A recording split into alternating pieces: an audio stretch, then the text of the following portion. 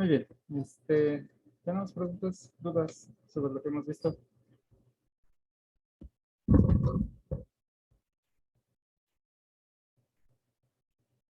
No, profesor. Bien. Sí, nada más antes de iniciar. Si bien no les afecta demasiado a ustedes, el próximo 28, que sería el lunes, ya iniciaríamos en actividades presenciales. Entonces, nada más como aclaración que nosotros mantenemos este mismo formato hasta que terminamos el semestre. Entonces, no hay modificaciones para nosotros. Los exámenes siguen siendo como estaban programados y pues básicamente eso. No hay modificaciones para la manera en que hemos venido trabajando hasta el momento. Ya los que tuvieron clases presenciales, sí, regresaríamos todos a las aulas la siguiente semana. Y de igual manera con los laboratorios, prácticamente todos. Tendríamos ahí una aforo controlado. Ah, sí. Sí, al final les hubo la presentación de la sesión pasada. Ok, entonces, terminamos de ver la clasificación de receptores, ¿verdad? Sí, profe.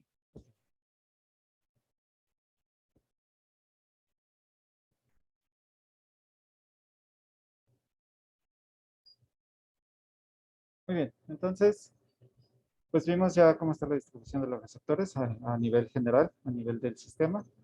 Vamos a revisar ahora cómo es este procesamiento de liberación de la acetilcolina. Entonces, primeramente, para poder entender todo este proceso, necesitamos revisar exactamente cómo va a ser esta liberación de las diferentes vesículas. Entonces, primeramente hay que ver cómo vamos a favorecer la síntesis de esta molécula. Pues primeramente, pues el término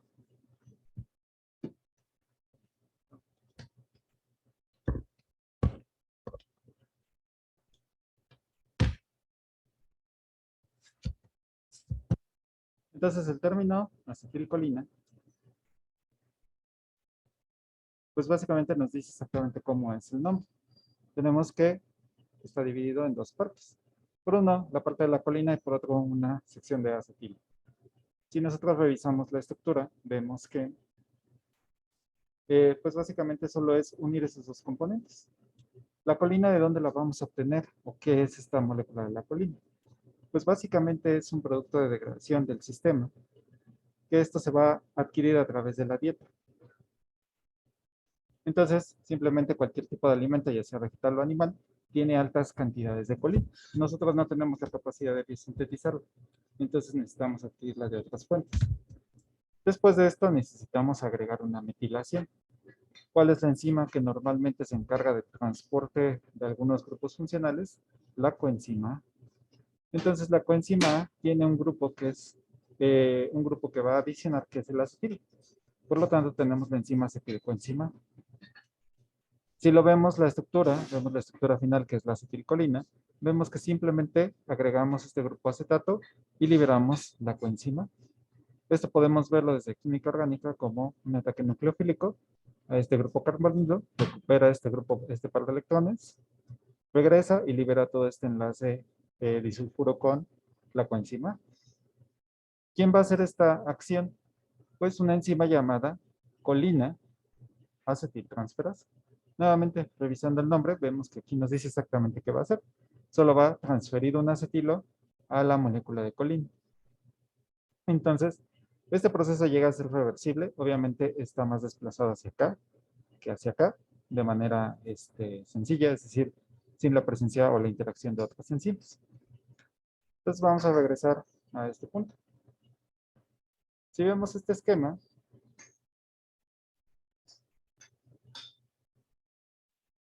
vamos a revisarlo por acá primero. Vemos que la colina, que es adquirida a través de la dieta, llega aquí y atraviesa a la neurona o al interior de la neurona a través de un transportador de colina. Entonces, este transportador de colina permite directamente el ingreso de esta molécula hacia el organismo. ¿Qué costo necesita? Pues necesitamos un flujo de sodio para poder favorecer el gradiente hacia el interior de la neurona. Una vez que llega aquí al citosol de la neurona, pues va a buscar a la acetilcoenzima A. ¿De dónde va a provenir esta acetilcoenzima A? De la función mitocondrial, que prácticamente es el encargado de la liberación de esta enzima. Junto con la enzima colina acetiltransferasa, vamos a formar esta acetilcolina. Sin embargo, para que esta acetilcolina no esté nadando directamente en el organismo y tengamos una forma de controlar su liberación y cómo está interactuando con los demás receptores, necesitamos controlarla, necesitamos compactarla. Este proceso de compactación es a través de vesículas. Las vesículas, véanlas como una extensión de la membrana. Es decir, es una membrana chiquita. Prácticamente lo que ocurre es que de esta parte de la membrana se genera una esferita, se corta y literalmente ya tenemos aquí la vesícula. Entonces, ¿por qué necesita empaquetar esta función? Pues principalmente para tener controlada, para poder tenerla a su disposición y saber exactamente cuándo liberarla.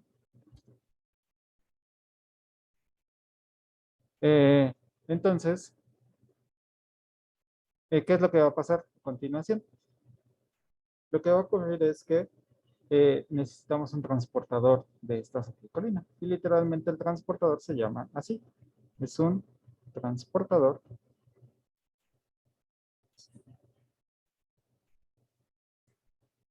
de acetilcolina. Entonces, este transportador de aquí me permite el ingreso de esta acetilcolina aquí, justo aquí en el interior. Una vez que ya tenemos estas vesículas formadas, van a empezar a direccionarse hacia la parte basal de la neurona para poder favorecer su liberación del contenido de estas vesículas hacia el espacio presináptico. Entonces, ¿qué es lo que ocurre aquí en este punto? Normalmente los dibujos que nosotros, bueno, que se representan son de esta manera.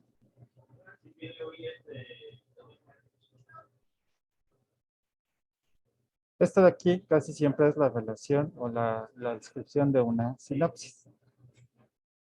Es decir, que esta neurona libera el contenido acá, luego esta neurona lo capta y permite la conducción de la señal. Entonces, este espacio que está aquí le vamos a llamar el espacio presináptico. Es decir, antes de la sinapsis. Entonces, ¿qué es lo que va a pasar? Estas vesículas van a llegar aquí al borde de la membrana y van a liberar su contenido. ¿Cómo saben las vesículas a dónde tienen que llegar? ¿Cuál es el indicador, el direccional que les menciona exactamente cómo llegar o dónde depositar ese contenido?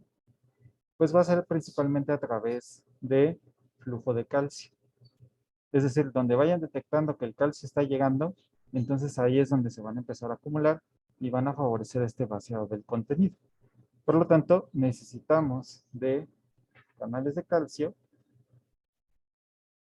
que permitan o favorezcan este gradiente de flujo. ¿Hasta aquí vamos bien? Sí, profe. Muy bien. Y entonces, ¿cómo es que ocurre este proceso de fusión vesicular?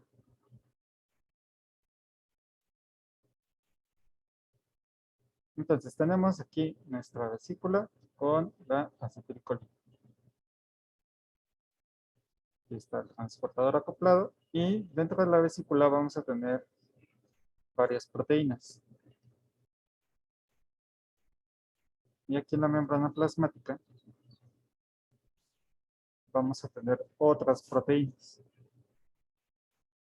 Vecino aquí a la membrana vamos a tener los canales de calcio.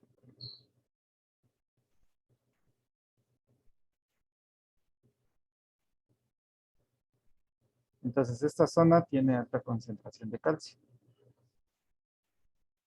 Estas proteínas que se encuentran aquí se van a llamar sinaptobrevina Y las que están aquí se van a llamar sinaptotacmina.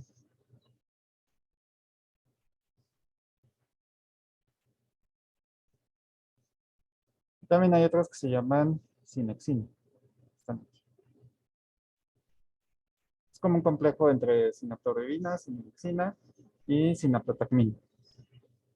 Aquí también tenemos los canales de calcio que van a incrementar aquí el gradiente y esto va a favorecer que se atraiga o que se direccione la vesícula hacia donde queremos que se fusione. ¿Cuál es la función de estas dos proteínas, la sinaptobrevina y la sinaptotacmina? Principalmente que generen un enlace, es decir, como son proteínas largas, filamentosas, se tienden a enredar entre ellas. Entonces, se estiran estas de aquí también se enredan entre ellas. ¿Y qué es lo que va a pasar? Que lo que van a hacer es favorecer la atracción y la estabilización de esta vesícula. Es decir,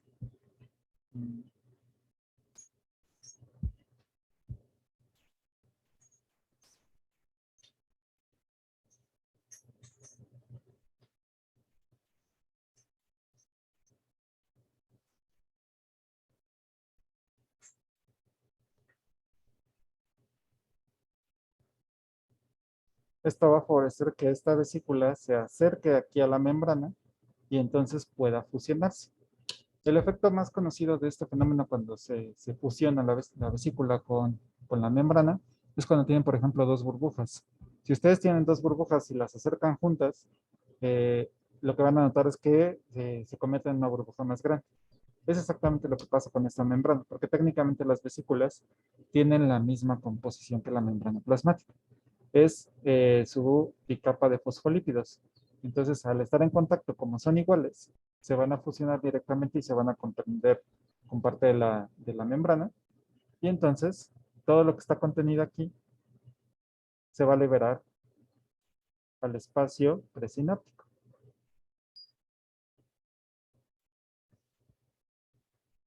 Entonces, prácticamente todo lo que veamos de fusión vesicular y liberación de neurotransmisores sigue este mecanismo. Tenemos las proteínas, las mismas, sinaptorevina, sinaptotacmina, canales de calcio vecinos, y lo único que va a cambiar va a ser tanto el contenido como el transportador que permitió el ingreso del neurotransmisor directamente hacia la vesícula. Entonces, lo único que cambia es el nombre de este transportador.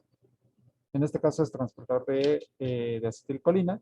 Tenemos otros transportadores de otros neurotransmisores. Entonces solamente ahí para tener el contexto. Entonces, una vez que ya liberamos esta acetilcolina aquí, este ligando tiene diferentes blancos moleculares. Puede tener receptores de tipo presináptico o de tipo postsináptico. Es decir, que van a estar en la misma neurona que se liberó o en la neurona vecina. Sigue. Y podemos tener de todos tipos, ya sea nicotínicos, en este caso canales iónicos, o muscarínicos, receptores acoplados a proteínas G. Entonces, aquí tenemos ya diferentes versatilidades para saber exactamente qué podemos hacer. Si actuar en la membrana que sigue y continuar con la señal, o actuar en la membrana, en la misma membrana, para regular otro tipo de funciones. Muchas veces en los libros van a encontrar que las proteínas, estas que les mencioné, las abrevian como proteínas BAMPS, que vienen de vesículas. Es decir, proteínas asociadas a vesículas de la membrana. Y las SNAPs son proteínas asociadas a la sinapsis. Entonces, solamente es como la abreviación porque son varias proteínas. Los abrevian en grupos, pero sepan que son las mismas. Ahora, vean aquí, en este esquema, que tenemos a la toxina botulínica aquí. ¿Cómo conocemos a la toxina botulínica o para qué se utiliza?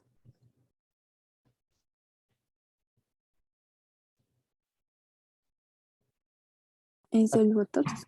Es lo que es el Exactamente. Botox. ¿Y para qué la utilizan? Como ¿Para para inflamar la producir piel? parálisis. ¿Para qué, perdón? Iba a decir que para producir como parálisis muscular. Producir parálisis muscular. Ajá. ¿Alguien más había comentado? ¿Inflamar la piel? ¿Inflamar la piel? Mm, los músculos de la piel. más o menos. Realmente, bueno, se puede utilizar en algunos casos como tratamiento cuando hay alteraciones del músculo, pero principalmente se utiliza con fines estéticos.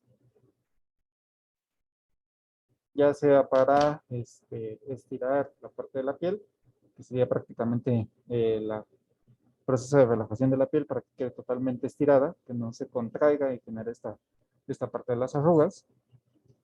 Y en algunos casos se ha utilizado para algunas mal funcionamiento de las contracciones musculares.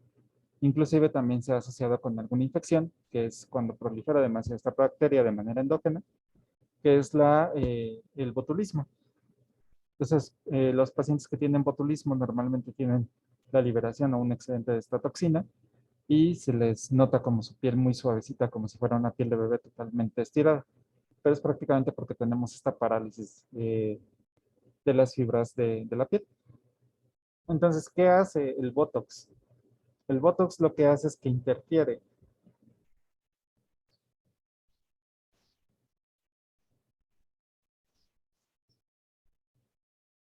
Creo que se ve mejor. Una vez que ya está este complejo de la sinatorrebina y sinaprotagmina unido, lo que hace el Botox es estabilizar este proceso y no permitir que exista la fusión de vesícula. Solamente interfiere y no permite que se libere la acetilcolina contenida. ¿Qué va a pasar? Que como no tenemos suficiente acetilcolina, generamos cierta parálisis. Entonces, ¿qué es lo que va a pasar? Pues prácticamente no tenemos respuesta o sensibilidad en esa región de la piel. Se administra normalmente de forma local, intentando regular ciertas regiones de la cara para, digamos, disolver estas arrugas que están presentes. Depende mucho de la aplicación porque técnicamente es una toxina. Entonces, si hay una mala aplicación, si se filtró a un tejido vecino, entonces ya no queda tan bien. Y pues ven, por ejemplo, sobre todo en personas, en algunos artistas que abusan del Botox, pues sí se llegan a ver como muy inflamadas, muy, pues se les rellenan demasiado los pómulos, la parte de los ojos como que se les hincha un poco. Entonces, principalmente es o por una mala administración o por un exceso de esta misma toxina. Este cambio no es permanente. Llega un punto donde todo este complejo de la vesícula y de las proteínas es degradado. Es decir, se manda directamente a una estructura que se llama el proteasoma. El proteasoma prácticamente es como un sistema de reciclamiento de la célula. Se encarga de recibir todas estas proteínas, degradarlas en sus componentes esenciales y poder reutilizar todos los aminoácidos y algunos carbohidratos que estuvieran ahí anclados. Entonces, cuando esta proteína ya se manda al proteasoma, es cuando técnicamente se recupera la flexibilidad de la piel y se puede volver a hacer una administración. Entonces, las personas que consumen Botox constantemente están tomando inyecciones periódicas. Normalmente dura 30 a 40 días, entonces cada mes se tiene que hacer una inyección adecuada de este Botox.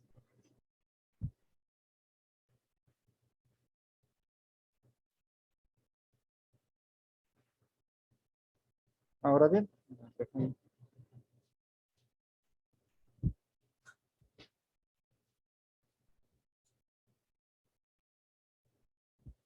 ok, entonces ya tenemos aquí la acetilcolina liberada, ¿no? Entonces aquí ya está liberada en el espacio presináptico y tenemos receptores que pueden ser, como les mencionaba, de diferentes tipos, tanto muscarínicos como nicotínicos, presinápticos y posinápticos. ¿Cómo hace el organismo para regular cuando ya no quiere tener más actividad? En el exterior, en la célula vecina, tenemos una enzima que se va a encargar de la degradación de esta acetilcolina. Como se puede ver aquí, se libera y se regenera tanto la colina, que era el sustrato, y se libera un componente de acetato. La colina se puede recapturar nuevamente aquí para poder volver a reingresar a la célula y volver a facilitar la síntesis, perdón. ¿Quién se encarga de hacer esta degradación? Pues la enzima que se encarga de la degradación de la colina se llama colinesterasa. Tenemos también algunos, no les mencioné, tenemos algunos variantes de acetilcolina, como la butilcolina.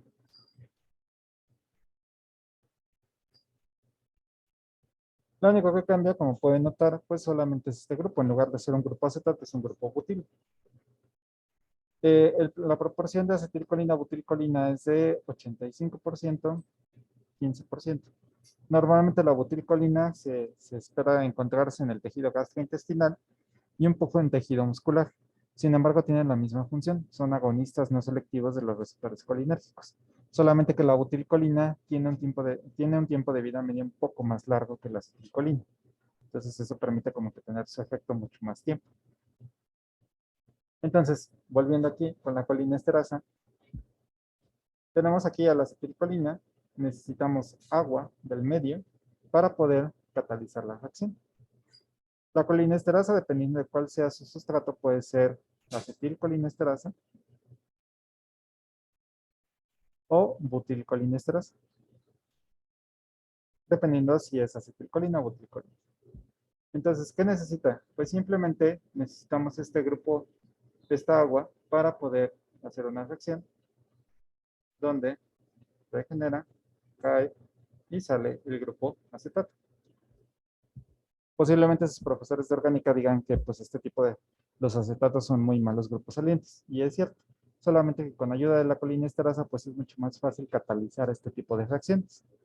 ¿Qué es lo que vamos a formar? Pues nuevamente regeneramos colina y tenemos como producto de degradación ácido acético. Entonces vean que tanto la síntesis como degradación es en un solo paso y solamente son dos enzimas las que participan: acetiltransferasa y colina-acetiltransferasa y colinesterasa. Entonces, personas que tienen algún fallo en estas enzimas, sobre todo en colina-acetiltransferasa, hay personas que tienen algún problema genético que hacen que disminuya la expresión de esta enzima. Por lo tanto, los niveles de acetilcolina van a bajar de manera importante. ¿Qué es lo que se ha hecho para este tipo de personas? Pues normalmente se da o más colina, se dan suplementos alimenticios con colina para facilitar la biosíntesis y evitar que tengamos un déficit. O en algunos casos se puede dar algunos agonistas colinérgicos para regular la función generalizada.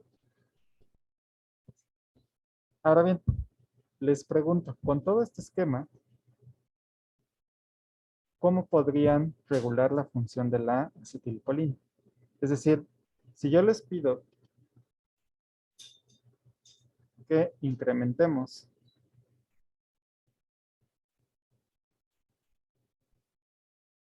la actividad de acetilcolina, ¿cómo le harían?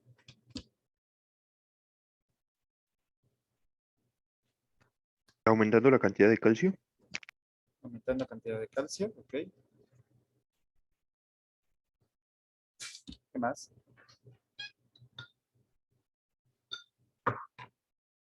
Disminuyendo la colinesterasa.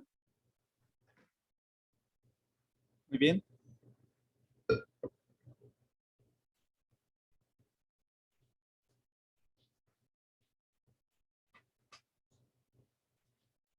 ¿Qué otros se les ocurre?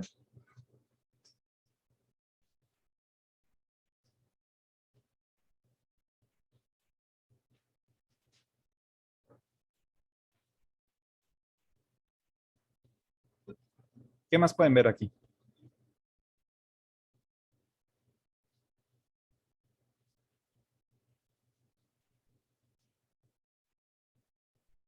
Poniendo antagonistas de los receptores presinápticos. Mm,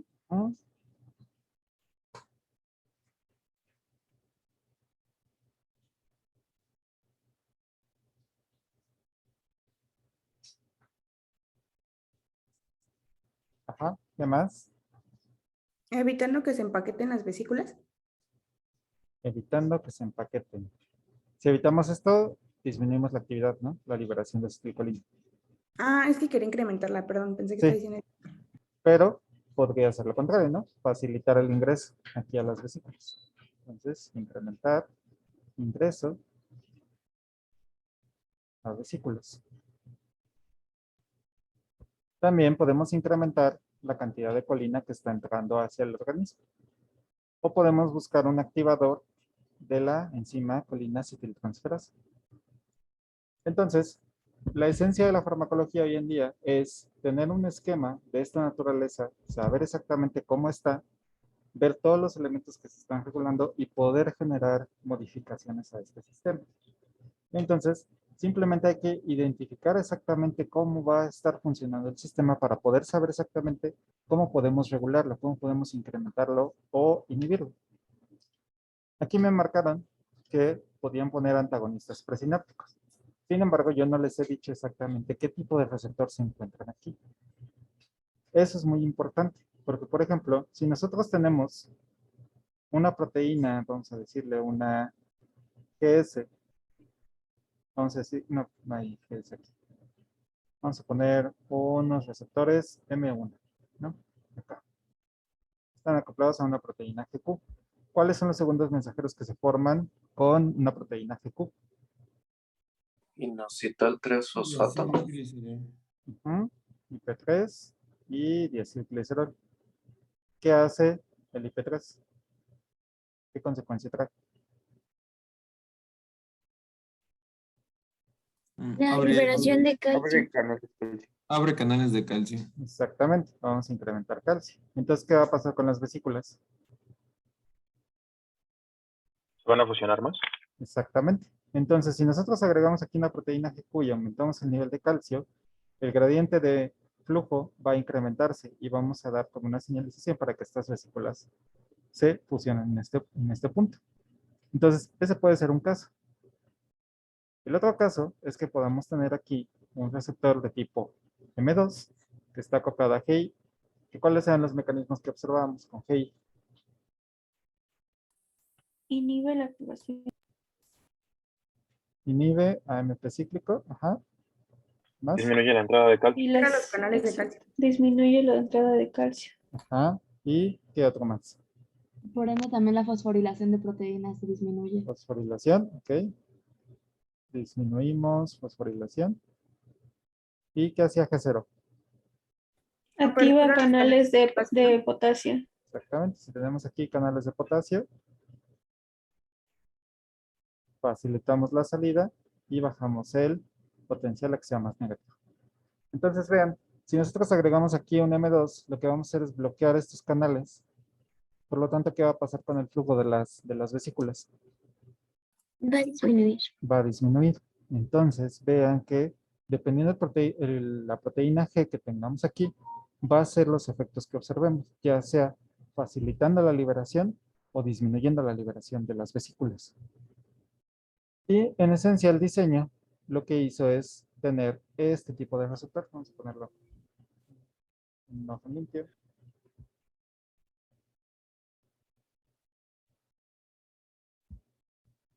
La mayoría de los receptores, aunque no es una regla como tal, los receptores de tipo presináptico, principalmente, aunque les digo no es una regla, son de tipo GI. Entonces aquí vamos a tener receptores M2. ¿Por qué? ¿Cuál es el razonamiento de este sistema? Supongamos que tenemos una liberación de esta acetilcolina, ¿no? Necesitamos alguna actividad donde participe acetilcolina, se libera aquí y actúa sobre este tipo de receptores. Vamos a decir que son M1, ¿no? Entonces son GQ. Y esto hace que continúe la señal. Cualquiera que sea, ¿no? Ahorita no importa tanto. Entonces, se sigue liberando acetilcolina. Supongamos tenemos un excedente de acetilcolina. Porque está ocurriendo algo en el organismo que requiere mucha acetilcolina. Entonces, ¿qué pasa? Se llena, estos receptores se saturan. ¿Y en qué momento dice el organismo ya es suficiente? ¿Cuándo dice ya no quiero que continúe liberando ese acetilcolina? Pues en este mismo región tenemos dos mecanismos. Un lado, la colinesterasa vaya disminuyendo esta actividad. Y por otro lado, si tenemos mucha y no podemos contenerla, el mismo sistema tiene un sistema de rescate, que es activar los receptores presinápticos inhibitorios para evitar que continuemos liberando más acetilcolina. Entonces, este es uno de los principales mecanismos que se tiene para autorregular la liberación de estos neurotransmisores. Casi siempre vamos a ver este mismo diseño, solo que va a cambiar el tipo de receptor, el ligando, pero casi siempre vamos a encontrar proteínas GI o inclusive canales de potasio o inclusive canales de cloruro, que son antagonistas o bueno, que van a evitar que el flujo de calcio incremente. ¿Sí vamos bien hasta aquí? Profe, Sí, profe. y entonces, en este ejemplo específico, diríamos que la acetilcolina tiene más afinidad por los M1 y solo cuando hay mucho va a los M2. Ajá. Sí, habría Ok. que revisar cada caso en específico, pero sí, puede ser que tengamos mayor afinidad de los receptores M1 o inclusive puede ser que exista este diseño, que tengamos aquí otro receptor M1, entonces la población es 2:1, por lo tanto, preferentemente vamos a tener actividad excitatoria. Va, gracias. ¿Sí? Ok. ¿Alguien más? ¿Todo bien?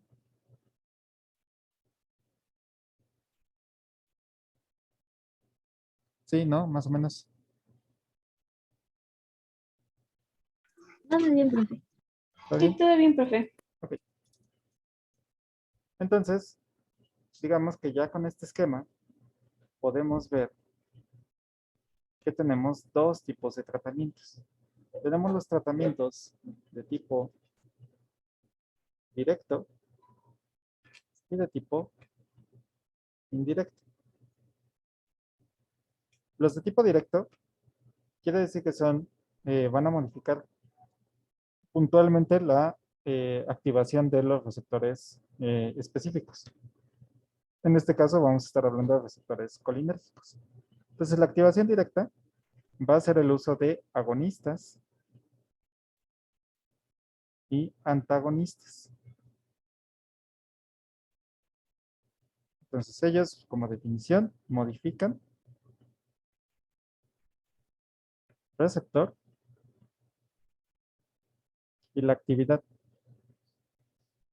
del sistema. ¿Cuáles son las características de la estimulación directa del sistema colinérgico, de cualquier sistema? Uno, que van a ser altamente efectivos, pueden ser selectivos, van a generar activación o inhibición de manera sustancial.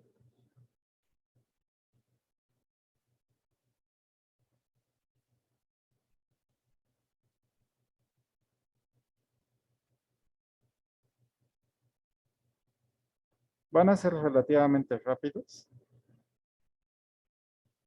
Estas serían como sus ventajas. No todo es bonito, tenemos también desventajas. Son susceptibles de desensibilización.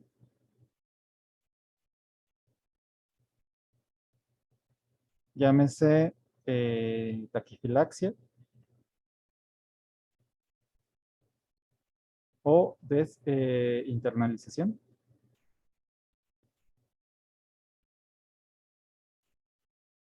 Y estos tienen consecuencias fisiológicas como síndrome de abstinencia. ¿A qué me refiero? Vamos a ver primeramente estos. ¿A qué me refiero con esto? Si nosotros queremos estimular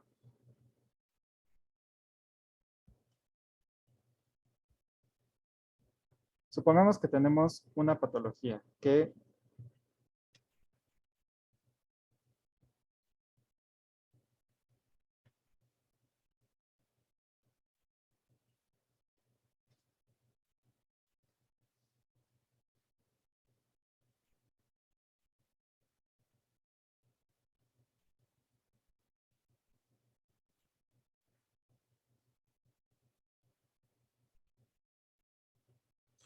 supongamos que una persona tiene un problema, vamos a hablar cardiovascular, tiene taquicardia.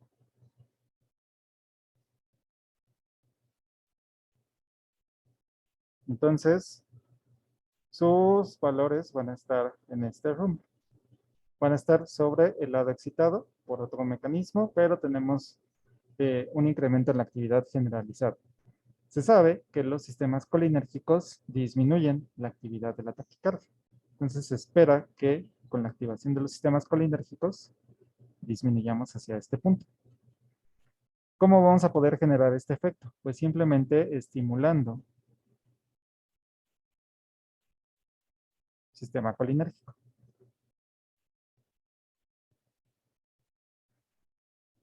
Para intentar regresarlo a las condiciones normales, que es el principio de la terapéutica.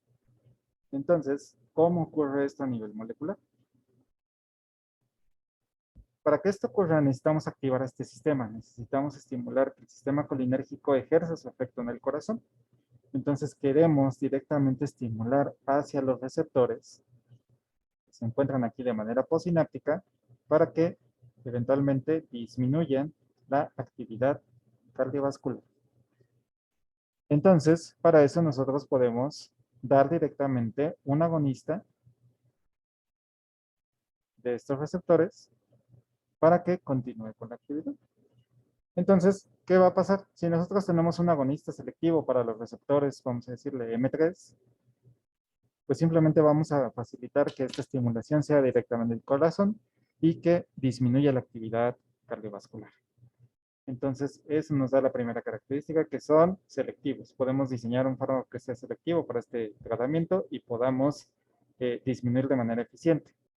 Les digo que activamos e inhibimos de manera importante. ¿Por qué? Porque como estamos modificando directamente el receptor, pues entonces la respuesta va específicamente hacia ese receptor y específicamente hacia la vía de señalización que queremos regular. Decimos que son efectivos porque, pues nuevamente, si este sistema colinérgico es el que se encarga de disminuir la función cardíaca y lo estamos estimulando para que baje esta actividad, pues vamos a actuar directamente sobre este tipo de receptores. Y vemos que es de manera rápida. ¿Por qué? Pues nuevamente por el mismo principio. Estamos estimulando este receptor y sabemos que la respuesta va a ser prácticamente inmediata, o por lo menos en el orden de minutos, ¿no? Entonces, son las características. Vemos que las desventajas es que generan un proceso de desensibilización. Es decir, son susceptibles a dejar de funcionar. Principalmente, uno de los mecanismos es la taquifilaxia. Les pregunto, de sus cursos de Farma 1, ¿qué es la taquifilaxia? ¿Cuál era la definición de taquifilaxia?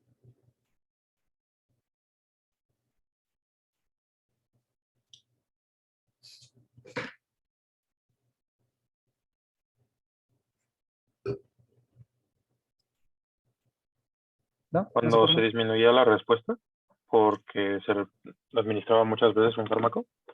Disminuye la respuesta por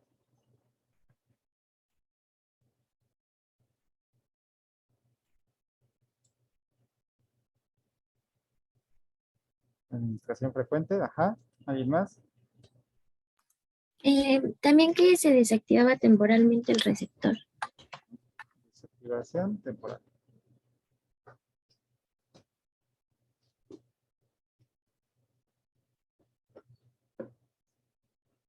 ¿Qué significa este proceso? Tenemos tres estados del receptor.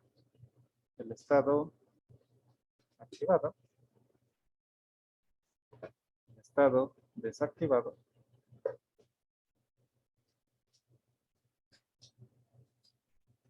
y una tercera función que vamos a llamar que es el estado de periodo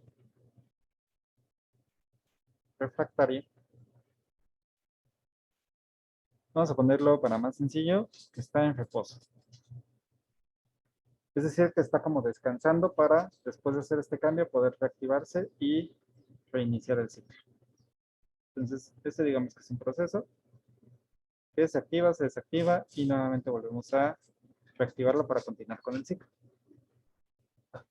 Si nosotros administramos un agonista, sabemos que el agonista tiene afinidad, se une al receptor y principalmente incrementamos o favorecemos que el receptor se encuentre en su estado activado y por lo tanto genera un efecto. ¿Qué es lo que pasa? literalmente está modificando el tiempo de respuesta y modificándola a un estado activado. Sin embargo, como ustedes, cuando ya llegan 3/4 partes del semestre que tienen mucha tarea, mucha carga de trabajo, si llega todavía más carga de trabajo, lo que hacen es fastidiarse y mandar todo al diablo. Entonces, ¿qué pasa? Que ustedes entran en un estado refractario. Es decir, se cansan directamente de tanto estrés, tanto trabajo, simplemente dicen, ya no voy a trabajar más, me voy a quedar descansando, espero a que se me pase todo este estrés, que se me baje todo el cansancio y nuevamente puedo volver a continuar a trabajar. Entonces, cuando estimulamos mucho, lo que ocurre es que realmente entra en un periodo refractario. Si nosotros lo pudiéramos graficar en una curva dosis-respuesta, concentración-respuesta, veríamos esto. Vamos estimulando, llegamos a la capacidad máxima, pero como seguimos molestando al receptor, empieza a bajar esta actividad. Y esta disminución es la taquifilaxia. Entonces, ¿cuál es la característica de la taquifilaxia? Que es temporal. Y normalmente se recupera quitando al agonista.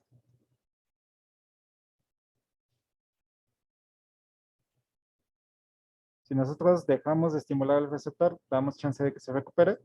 Inclusive podemos regresar a las condiciones que se está trabajando. O inclusive podemos reiniciar nuevamente el ciclo sin ningún problema. Entonces, esa es la característica de la taquifilaxia, solamente es temporal. Aquí les mencionaba también que podemos tener un proceso de internalización. No es una última punto. Que esta taquifilaxia es cuando hay estimulación aguda.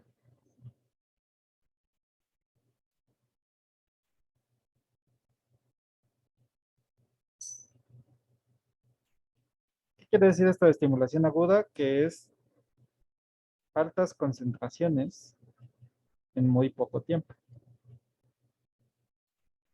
Prácticamente es una sobredosis de un solo golpe. Se cansa el receptor y entra en un estado de periodo refractario por más tiempo y entonces ya evitamos que siga trabajando.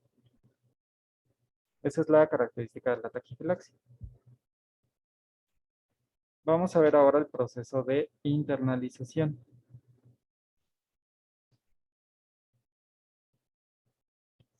En la internalización lo que ocurre es lo siguiente. Tenemos nuestra membrana plasmática y tenemos nuestros receptores.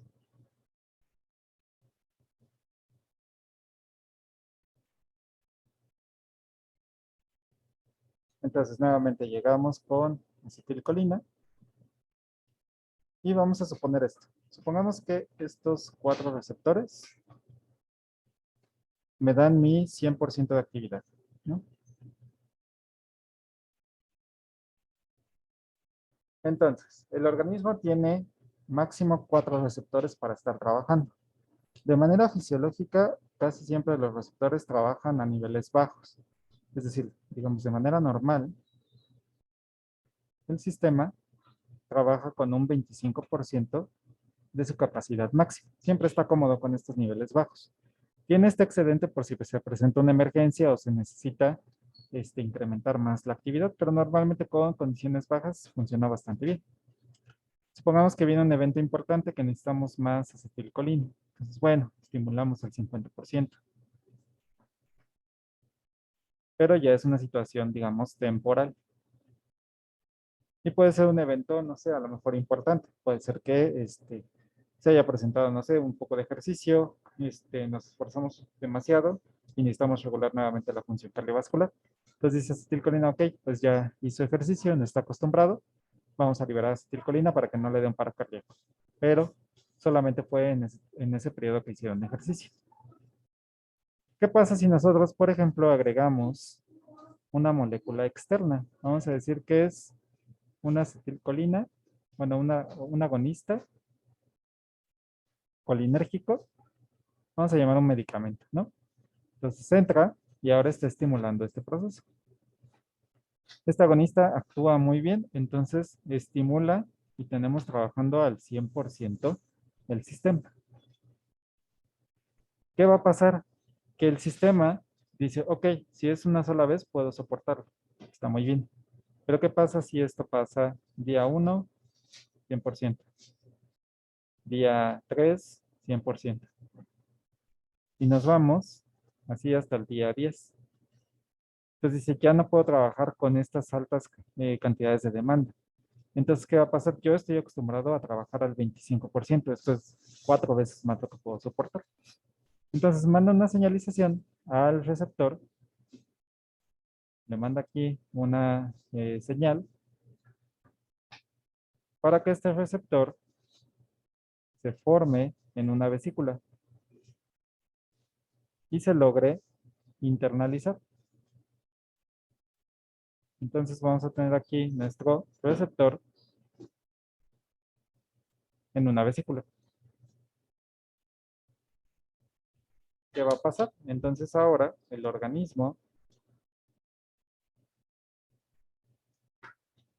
ya sin este receptor, pues solamente va a estar trabajando con menos cantidad. Solamente va a trabajar ahora con 3 receptores. Entonces casi nunca vamos a llegar al sistema, al 100% del sistema. Solo vamos a llegar al 75% máximo de todo el sistema. Si esta situación continúa, dice, bueno, pues todavía no puedo controlar esto.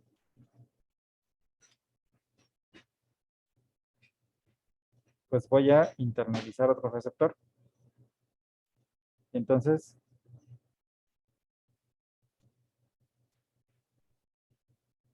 bueno, supongamos que sí, ya está internalizado. Entonces ya ahora nada más está regresando con las condiciones basales. ¿Qué va a pasar? Que ahora, si nosotros suspendemos este tratamiento, pues ya el sistema se acostumbra a estar trabajando con el 50% de efecto. Entonces ya tenemos un déficit porque si suspendemos el tratamiento, recordemos que el organismo está acostumbrado a trabajar con 25% y solo en situaciones extra puede llegar al 50%. Pero ahora mal acostumbramos al sistema todo el tiempo a estar trabajando con 2 receptores activados. Y ya no tenemos más cantidad de receptores. Entonces, ¿qué es lo que pasa? Que aquí ocurre algo que se llama síndrome de abstinencia.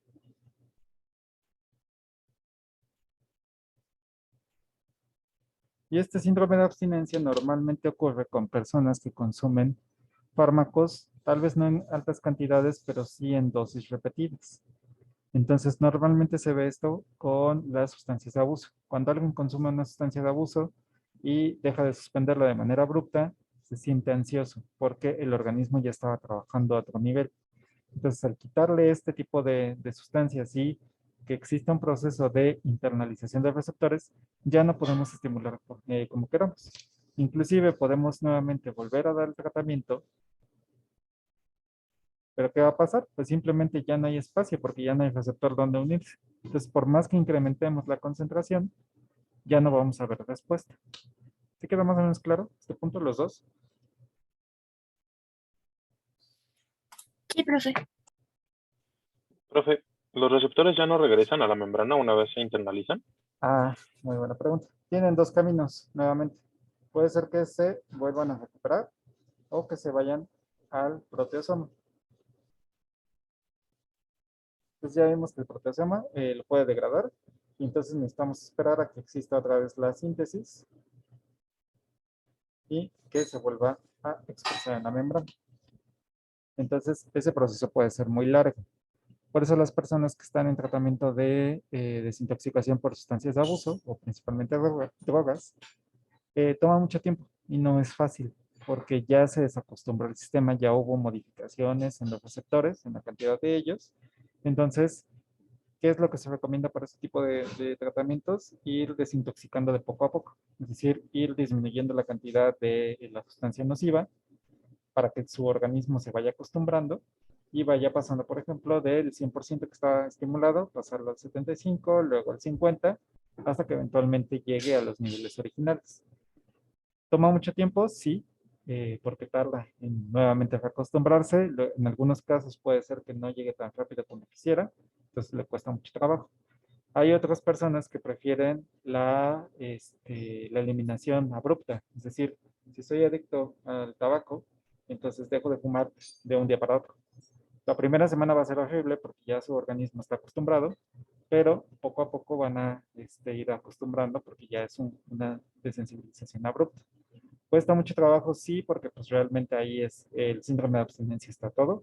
Entonces está cambios de mal humor, ansiedad, insomnio, trastornos alimenticios, inclusive dificultad para pensar, concentrarse, y es muy fácil la recaída porque pues rápidamente dejan de consumir esa sustancia, ven la primera oportunidad o se las ofrecen y vuelven a consumir en cantidades iguales a como empezaron. Entonces su sistema se vuelve a reacostumbrar y todo lo que avanzaron pues se va perdiendo.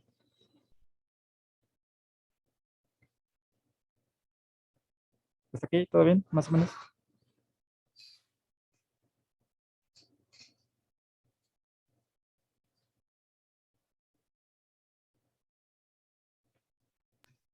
Sí, Sí, todo. sí, todo bien.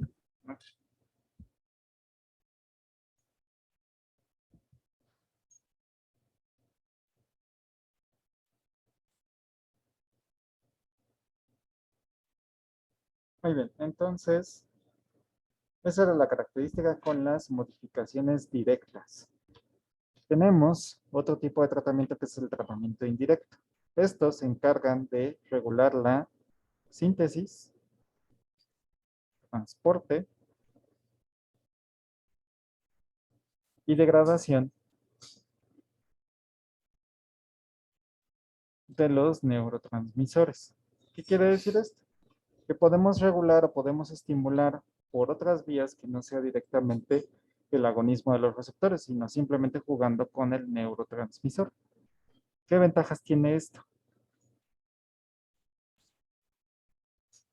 Ventajas es que hay muy poco síndrome de abstinencia.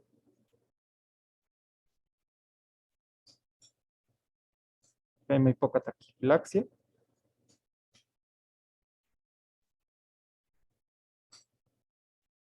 Y pues en general son un poco más seguros. ¿Cuáles son las desventajas? Que son muy poco selectivos, que son muy lentos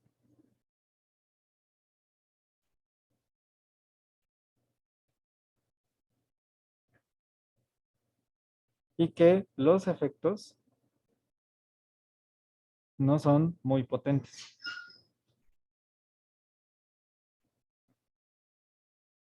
Es decir, si nosotros jugamos con un agonismo y antagonismo, pues directamente estamos regulando al receptor.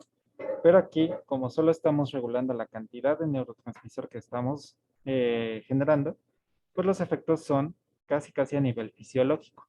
No estamos modificando la respuesta. Y pues prácticamente esas son las desventajas. ¿A qué me refiero con la modificación indirecta? Ya vimos que lo que nosotros buscamos es que llegue este neurotransmisor hacia el receptor y genere su actividad, ya sea a nivel posináptico o a nivel presináptico y dependiendo del tipo de proteína G, qué es lo que va a hacer. Pero podemos, por ejemplo, regular la absorción de colina, la regulación de su biosíntesis a través del incremento de la colina acetiltransferasa, facilitación hacia la inserción en vesículas, o abriendo canales de calcio para que estas vesículas se migren más fácilmente hacia la membrana presináptica, o inclusive estimulando ya sea las diferentes proteínas de asociación o regulando la actividad de la colinesterasa, es decir, ya sea aumentando, disminuyendo la colinesterasa. ¿Qué es lo que estamos garantizando aquí? Que este tipo de neurotransmisores sigan siendo las mismas. Es decir, el organismo sabe cuándo o cuánto es el máximo que puede producir. ¿Por qué? Porque pues si simplemente ya nos agotamos toda la colina o toda la colina acetiltransferasa ya está funcionando al máximo, pues ya va a liberar los niveles a los que estamos acostumbrados o que el organismo está normalmente acostumbrado para poder activarse. E inclusive, pues si tenemos mecanismos de degradación, pues estos van a seguir actuando. ¿Cuál va a ser la desventaja? Que estamos condicionados solamente a los valores de la acetilcolina, los valores basales del organismo. No vamos a ver respuestas tan elevadas porque simplemente solo estamos dejando que esta acetilcolina con sus características de afinidad y tiempo de vida media estén jugando más tiempo aquí. Si nosotros, por ejemplo, eliminamos a la colinesterasa, lo único que hacemos es incrementar el tiempo de vida media que está esta acetilcolina para estar reaccionando con este receptor. Sin embargo, como les decía también anteriormente, son poco selectivos porque si solo inhibimos aquí, pues esta acetilcolina también puede unirse hacia los receptores M2. Y habíamos visto que estos son GEI, por lo tanto, pues sí va a estimular más tiempo a los receptores excitatorios, pero pues también sigue siendo su curso normal y inhibiendo los receptores inhibitorios. Entonces vean que lo único que hacemos es facilitar o estimular el tiempo de vida media de los neurotransmisores, sin modificar tanto la actividad de respuesta como tal. ¿Sí quedó claro todo este concepto? Porque si entienden bien este proceso, es mucho más fácil para ustedes ver cómo está la patología y qué es lo que se necesita.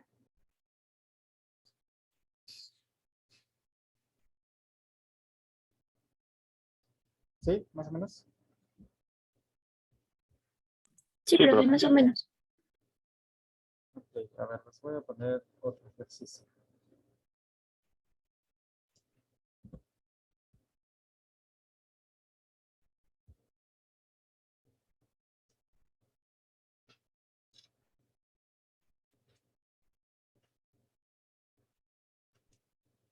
Supongamos queremos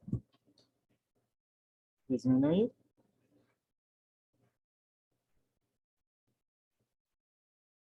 la cantidad de, vamos a ponerle nombres. Entonces vamos a hacer M3, EQ, M2. Vamos a quitar estos.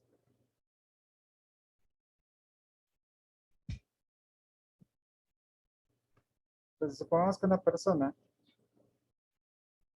tiene déficit de colinérgico. Es decir, tiene una patología que hace que su sistema colinérgico está atrofiado y no libera la cantidad suficiente. ¿Qué tratamiento daría? Primeramente, vamos a hablar de tratamiento directo. ¿Qué tratamiento directo darían para que este déficit se compense? Nuevamente, si lo vemos en la gráfica, el paciente está en este valor. Tenemos un déficit y queremos restablecerlo a los niveles originales. ¿Cómo hago este incremento de activación del sistema colinérgico? De manera directa. Pues aumentando la concentración de acetilcolina con algún fármaco. ¿Qué tipo de fármaco? No, no me digas nombres, solo dime qué haría. Ajá, pues administrar algún agonista. ¿Sobre qué tipo de receptor? Recuerda que un agonista solo se une, pero aquí tenemos dos, M3 y M2. ¿Y si se administra más acetilcolina para que la colinesterasa produzca más colina? Aumentamos más colina, ok. ¿Acetilcolina o colina? Mencionaste. No, acetilcolina, Ok, para que la misma colinesterasa la produzca. ok. Ajá. ¿Qué más? Si damos un ¿Podría agonista, ser un antagonista M2? antagonista M2, ok. Del agonista podría ser del M3. Exactamente. Entonces, ahorita está bien este de incremento de acetilcolina, solo que vamos a dejarlo como condición indirecta. Entonces, los directos, los únicos tratamientos directos es un antagonista M2 o un agonista M3. ¿Por qué específicamente? Si nosotros damos un antagonista M2, lo que vamos a hacer es bloquear el funcionamiento de este receptor. Por lo tanto, solo vamos a estar con la actividad positiva, es decir, se libera la acetilcolina, llega aquí, se une a los receptores M3 y continúa con la señal. Si yo doy un agonista M3, pues simplemente favorezco que esta actividad esté funcionando por más tiempo. Entonces, son las únicas dos vías de manera directa que podemos utilizar para incrementar la actividad colinérgica. Ese es como el tratamiento directo. Profesor, ¿y se Sí. podrían aplicar ambas al mismo tiempo? O sea, un agonista M3 y un antagonista M2, ¿o sería Claro que sí, demasiado? se puede hacer, pero sí, como ibas a comentar, sería muy fuerte la respuesta. Aquí lo que estamos haciendo es quitar todos los seguros de todos los filtros de seguridad que tenía el organismo y solamente irnos por la parte positiva. Se puede hacer, solo que en ocasiones sí llega a ser muy agresiva esta estrategia y tendemos a generar taquifilaxia mucho más rápido. Pero sí es posible. De hecho, es una buena estrategia. Ok, ok. Como en casos específicos, ¿no? Ajá, Como, sí, en casos casi de emergencia, que no queremos, que queremos una actividad importante, se puede dar un agonista y un antagonista juntos. Ok, ahora vamos con la vía indirecta.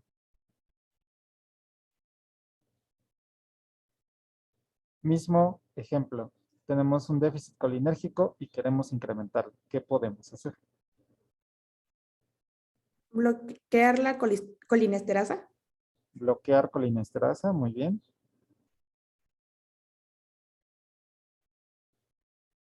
Ah, ¿qué más podríamos hacer?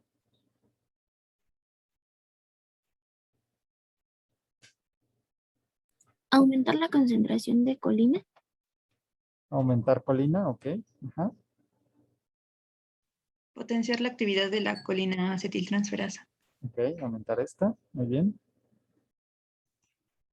aumentar la cantidad de calcio para que las Exactamente. vesículas. Ujú. Aumentamos calcio.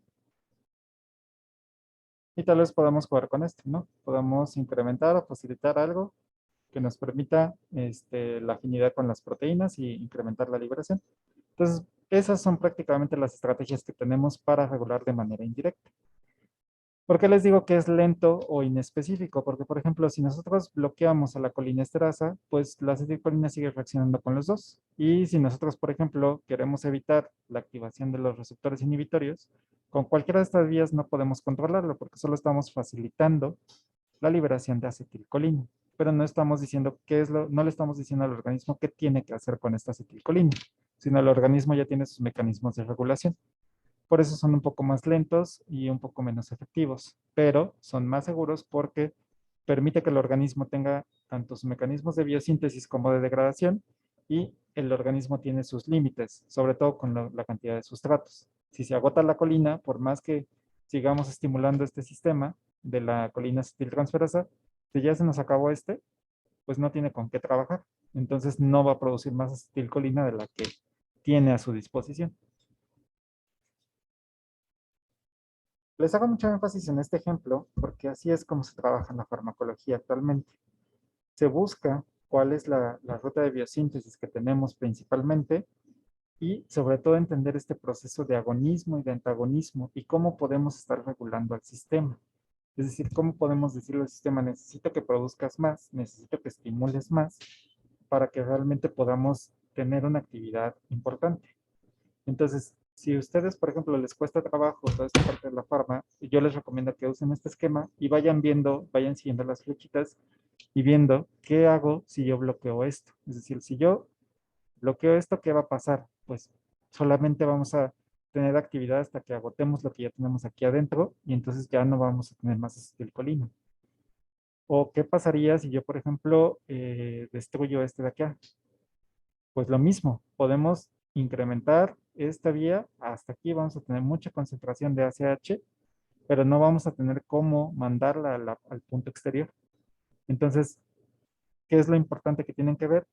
¿Cómo está el sistema? Es decir, si está excitado, si está inhibido, y cómo podemos regular, cuáles son las vías que podemos tener. Y entonces, los farmacólogos hicieron eso. Y los tratamientos que tenemos hoy en día para regular el sistema colinérgico son estos. Directamente agonistas y antagonistas de los receptores muscarínicos, inhibidores de la colinesterasa de tipo reversible o irreversible, estimulantes o bloqueantes de los ganglios para favorecer la conducción colinérgica o fármacos que actúen sobre las fibras musculares, es decir, sobre los receptores nicotínicos. Entonces vean que intentaron todas esas pruebas que ustedes mencionaron, ya sea regular canales de calcio, incrementar la cantidad de colina, todo lo que ustedes mencionan aquí.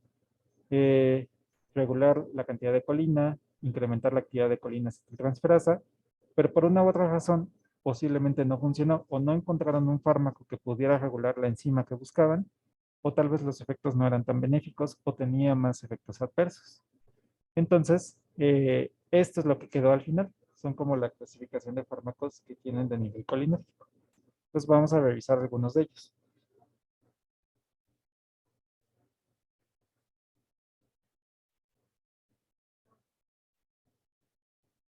Entonces, primeramente tenemos los agonistas muscarínicos, que son de la familia ésteres de colina. Entonces, ¿cuáles son sus características? Que son hidrofílicos y que tienen un grupo amínimo, es decir, que normalmente tengan, sea una molécula sencilla, pero que tengan este grupo amino importante. Que sean fácilmente hidrolizables, porque ya vimos que el proceso de degradación es solamente de tipo concertado, es decir, en un solo paso. No pasa, no tenemos más productos intermediarios ni nada. Y se ha visto o se estableció en los primeros ensayos de relación estructura-actividad. Es decir, ya pudimos modificar exactamente qué es lo que está pasando. Ahorita les doy el ejemplo. Y principalmente lo que se buscaba es que fueran resistentes a la colinesterasa. Como se sabía que era el único proceso de degradación del sistema, pues lo que hacemos es si lo eliminamos o generamos cierta resistencia, pues vamos a mantener más tiempo esta acetilcolina. Entonces, vean, esta es la estructura de la acetilcolina.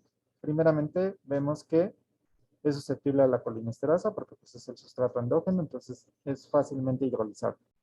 Y es de tipo no selectivo, es decir, tiene acción tanto muscarínica como nicotínica. ¿Qué pasa con el carbacol? El carbacol lo único que hicimos es modificar este metilo por un grupo amino. Como ya cambiamos el grupo funcional, ya no solamente es un éster, sino aquí tenemos ya una modificación distinta. ¿Qué es lo que va a pasar? Que es prácticamente resistente a la colinesterasa. Y sigue, como la estructura es prácticamente la misma, solo cambió este grupo funcional, pues tenemos el agonismo indirecto, el agonismo no selectivo para tanto sistemas muscarínicos como nicotínicos. ¿Qué pasa ahora con la metacolina? La metacolina solamente se colocó un grupo funcional, un metilo, en la posición alfa al enlace éster. Entonces, ¿qué es lo que pasa? Pues el enlace éster sigue intacto, por lo tanto, sí, seguimos teniendo cierta susceptibilidad por la colinesterasa. Un poco menos porque aquí estorba este metilo, pero sigue siendo degradado. ¿Qué es lo que pasó? Que al hacer esta metilación, vemos que se va a ir solamente para la vía muscarínica y ya no va a tener actividad sobre los receptores de tipo nicotínicos. Entonces ya tenemos cierta selectividad. Ahora, ¿qué pasa si combinamos ambas cosas? Es decir, ponemos al betanecol, que tenemos el grupo amino y la metilación. Pues vamos a ser resistentes a la colinesterasa y vamos a dar cierta selectividad. Entonces, con un ejemplo muy sencillo, podemos ver que realmente tenemos respuestas distintas y podemos predecir exactamente cómo van a funcionar este tipo de agonistas. Entonces, lo importante es ver cómo está el receptor, cuáles son los grupos farmacofóricos, es decir, los que le van a dar la actividad, y cuáles van a ser los grupos que van a ayudar a estabilizar el contacto con ciertas proteínas. Entonces, se puede estabilizar que este grupo de aquí es mi grupo farmacofórico.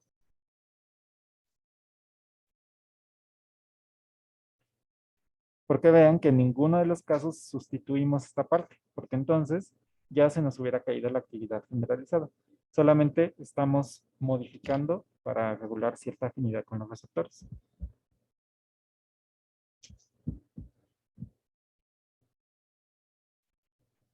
Entonces, ¿cuáles son las aplicaciones de este tipo de agonistas? Tenemos el betanecol, que se utiliza para incrementar el peristaltismo, sobre todo, por ejemplo, en personas que tienen estreñimiento, que tienen este tránsito lento intestinal, que generalmente llegan a tener problemas de colitis o problemas de inflamación, pues el betanecol se ha utilizado. También se utilizaba, por ejemplo, para favorecer la estimulación de la diuresis, es decir, personas que también tenían dificultad para presionar los músculos pélvicos para el proceso de micción, pues se utilizaba bastante bien. Sin embargo, fue descontinuado porque pues también tenía efectos a nivel del sistema nervioso central y a nivel muscular y a nivel cardiovascular. Entonces, ya no se veía que los efectos adversos eran mucho más efectivos que los efectos terapéuticos. Recuerden que los efectos adversos están relacionados con el mecanismo de acción. Entonces, el betanecol no sabe a qué receptores unirse. Se busca que vaya directamente a la vejiga, en el caso, por ejemplo, de dificultad para orinar, que se vaya directamente a la vejiga, pero a su paso de la administración, pues va a reaccionar con todo lo que quede a su mano y los receptores muscarínicos pues están distribuidos en todo el organismo. Por lo tanto, todos los efectos que veamos como mareos, dificultad para respirar a nivel cardiovascular, pues todo tiene que ver por la afinidad con los receptores que se vayan estando uniendo conforme vaya avanzando este proceso. Tenemos también el carbacol, que se utiliza todavía un poco para glaucoma. Se utiliza mucho como modelo farmacológico, sobre todo por el tiempo de efecto que podemos observarlo. Por ejemplo, en su primera práctica de farma de laboratorio, posiblemente sus profesores les hayan preguntado por qué se utilizó carbacol y no acetilcolina. La respuesta que les dieron es que el carbacol, como es resistente a la colinesterasa, pues permite poder visualizarlo con el modelo de este tejido de órgano aislado. Entonces, esa era una de las razones por la cual se podía utilizar este fármaco en lugar de la acetilcolina, porque pues podemos observar el efecto por más tiempo. También se ve que favorece la diuresis, igual que el betanecol. Sin embargo, actualmente solo se utiliza como para el tratamiento del glaucoma.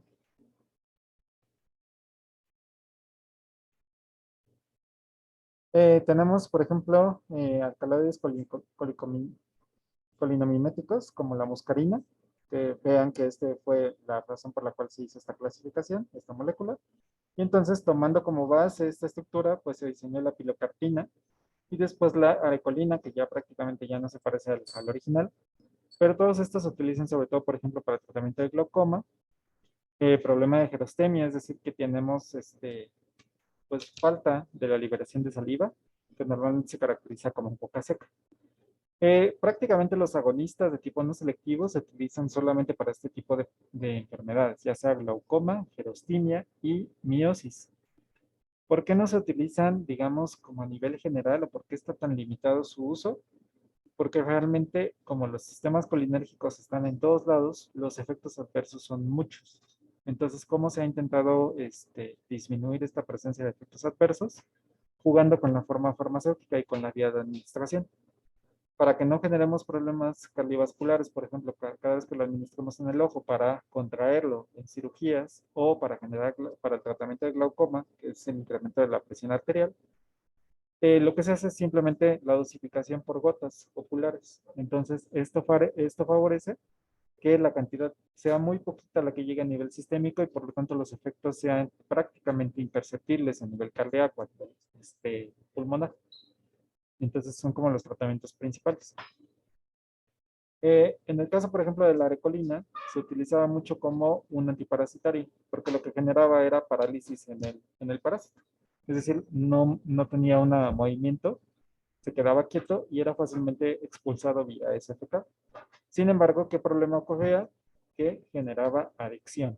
Entonces, pues sí tenía problemas importantes de tolerancia y sobre todo de síndrome de abstinencia. Entonces, tenía más desventajas que ventajas. Y en un inicio se utilizaba para el tratamiento de Alzheimer, sin embargo, fue descontinuado posteriormente. ¿Dudas hasta aquí?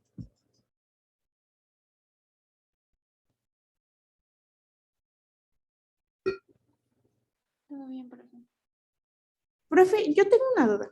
Sí, adelante.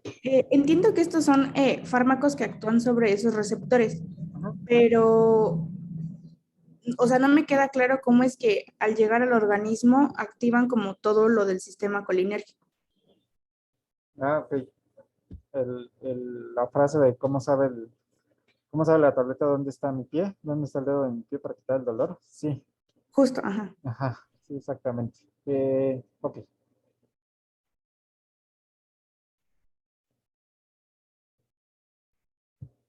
Hay dos posibles mecanismos. Uno es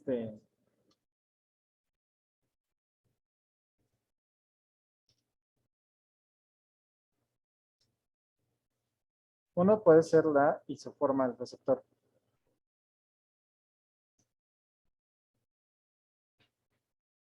Es decir, si bien la clasificación general es M1 a M5, existen isoformas, variantes pequeñas como puede ser M1A, M1B, y lo único que cambia aquí es la arquitectura del receptor.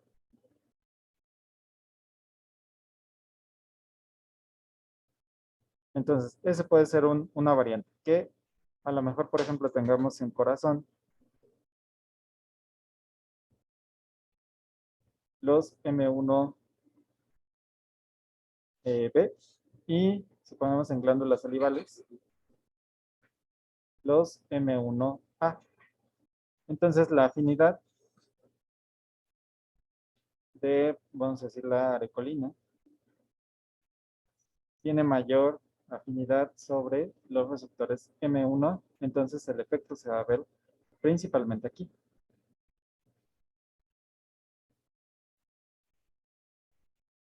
Dos, puede ser que, por ejemplo, la afinidad sea la misma. Sin embargo, supongamos que como tienes una patología, vamos a decir que en este caso tienes boca seca, aquí es donde tenemos más daño. Por lo tanto, la dosis que se está administrando, pues principalmente se encarga de contrarrestar estos efectos. Obviamente vamos a tener efectos a nivel cardiovascular. Sin embargo, la dosificación está, o más bien la patología está más exacerbada aquí. Por lo tanto, los cambios van a ser más significativos en el estado patológico que en el estado normal. Vamos a decir que aquí tienes un corazón sano. Es decir, que tienes mecanismos de compensación. Estos mecanismos de compensación, como están funcionando bien, van a permitir o van a contrarrestar el efecto del fármaco. Por lo tanto, salvo que tomes por mucho tiempo o una dosis elevada, pues sí vas a notar cambios en el corazón.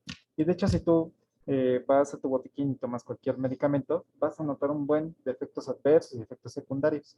Todo esto es por las características de dónde va posiblemente a actuar este tipo de medicamentos. Entonces, por ejemplo, algo un poco más sencillo.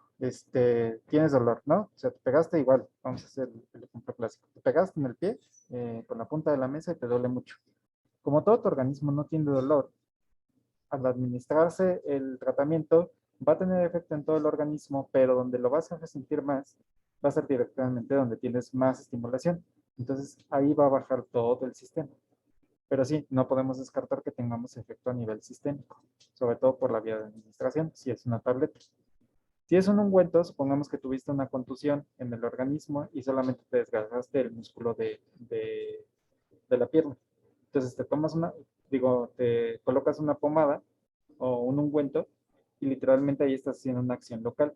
Sí va a haber un poco de filtración a nivel de torrente sanguíneo, pero va a ser muy pequeña como para notar algún efecto en otra parte del organismo.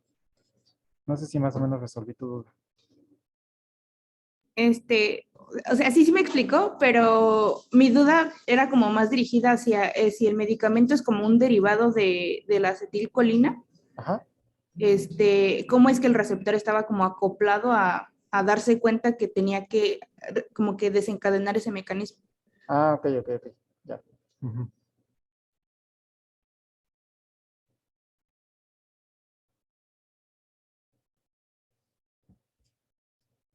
Digamos que el receptor como tal,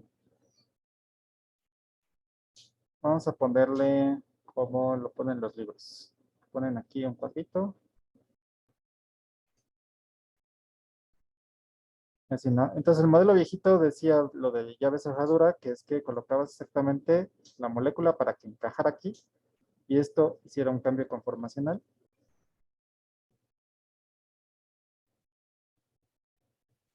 Y esto generara un efecto. Entonces vamos a decir que esta es la acetilcolina. Entonces, químicamente hablando, pues lo que estamos viendo son enlaces y estructuras tridimensionales. Lo que se hace en la síntesis es buscar moléculas que dicen, bueno, voy a intentar diseñar la parte idéntica que sea más o menos igual, aunque la derivatización o la forma extra sea distinta. Entonces, tenemos en esencia el mismo mecanismo, solamente que a lo mejor aquí, pues sí tenemos un relieve un poco más que una protuberancia que sale, entonces eso hace que la afinidad baje.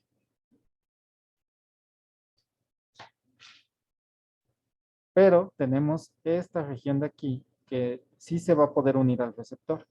Entonces se une, se parece, confunde al receptor con que es la acetilcolina, pero es un medicamento. Y entonces eso hace que sí podamos generar la activación y podamos continuar con el efecto. Entonces como que engaña al receptor. No sé si también eso resolvió tu duda. Sí, ya me quedó claro, profe, gracias. Ok. Pues creo que ya se nos acabó el tiempo. Entonces, si no tienen más dudas, nos vemos el día miércoles.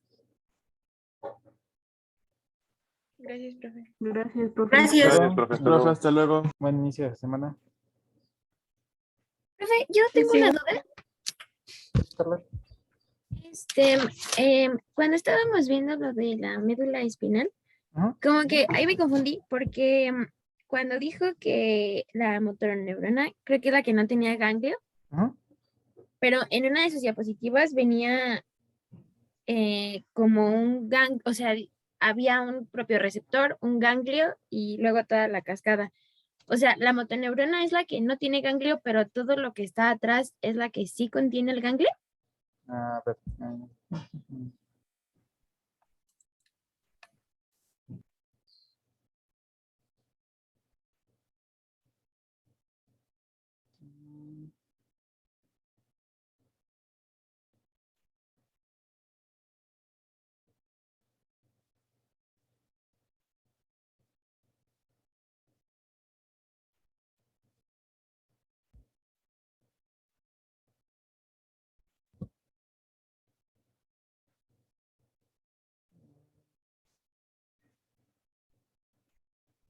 ¿Cuál diapositiva decías? ¿Esta o esta?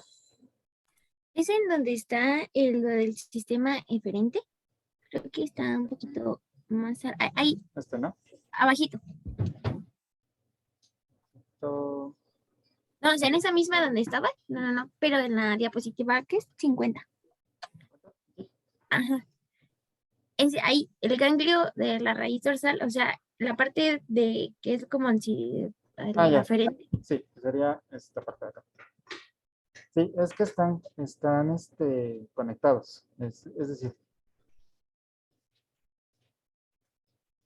el músculo como tal tiene dos vías, la vía de entrada y la vía de salida. La vía de entrada va conectada con esta parte, con los dedos. Digamos que aquí tenemos todos los propios receptores, los receptores que mandan la señal acá. Este es el ganglio de la raíz dorsal.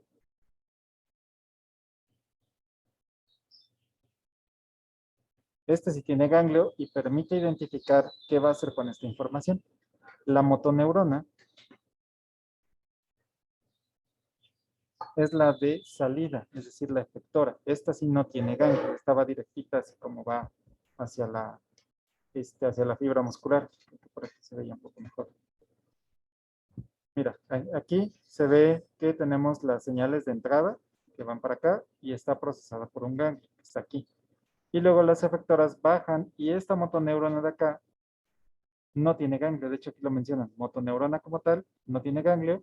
Y las neuronas sensoriales, esas sí tienen el ganglio, que está representado aquí. Pues digamos que la información de entrada sí necesita procesarse, pero la información efectora no necesita procesarse. Ah, ok. Sí. Gracias, profe. Por nada.